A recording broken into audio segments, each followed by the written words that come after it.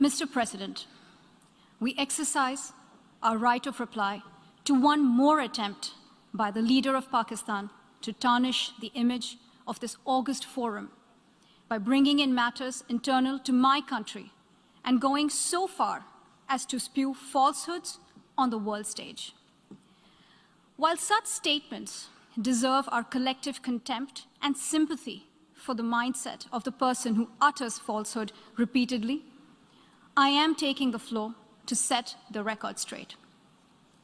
Regrettably, this is not the first time the leader of Pakistan has misused platforms provided by the UN to propagate false and malicious propaganda against my country, and seeking in vain to divert the world's attention from the sad state of his country, where terrorists enjoy free pass while the lives of ordinary people, especially those belonging to the minority communities, are turned upside down.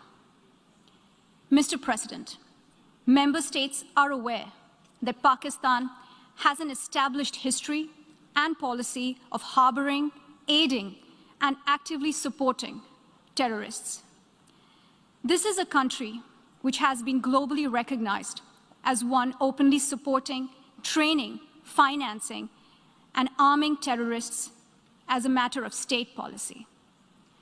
It holds the ignoble record of hosting the largest number of terrorists proscribed by the UN Security Council.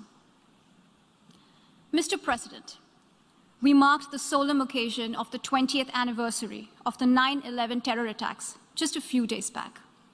The world has not forgotten that the mastermind behind that dastardly event, Osama bin Laden, got shelter in Pakistan. Pakistan leadership continues to glorify him as a martyr. Regrettably, even today, we heard the leader of Pakistan trying to justify acts of terror. Such defense of terrorism is unacceptable in the modern world. We keep hearing that Pakistan is a victim of terrorism. This is the country which is an arsonist disguising itself as a firefighter. Pakistan nurtures terrorists in their backyard in the hope that they will only harm their neighbors. Our region, in fact, the entire world, has suffered because of their policies. On the other hand, they are trying to cover up sectarian violence in their country as acts of terror. Mr. President, this is also the country that still holds the despicable record in our region of having executed a religious and cultural genocide against the people of what is now Bangladesh. As we mark the 50th anniversary this year of that horrid event in history, there is not even an acknowledgement, much less accountability. Today, the minorities of Pakistan, the Sikhs, the Hindus, the Christians, live in constant fear and state-sponsored suppression of their rights. This is a regime where anti-Semitism is normalized by its leadership and even justified. Dissenting voices are muzzled daily, and enforced disappearances and extrajudicial killings are well documented. Mr. President, unlike Pakistan, India is a pluralistic democracy with a substantial population of minorities who have gone on to hold highest offices in the country, including as President, Prime Minister, Chief Justices, and Chiefs of Army Staff.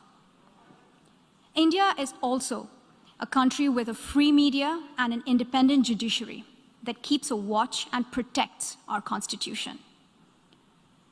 Pluralism is a concept which is very difficult to understand for Pakistan, which constitutionally prohibits its minorities from aspiring for high offices of the state.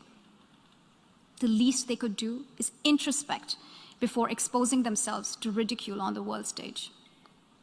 Finally, Mr. President, let me reiterate here that the entire Union territories of Jammu and Kashmir and Ladakh were, are, and will always be an integral and inalienable part of India. This includes the areas that are under the illegal occupation of Pakistan. We call upon Pakistan to immediately vacate all areas under its illegal occupation. Mr. President, Allow me to be categorical about India's position.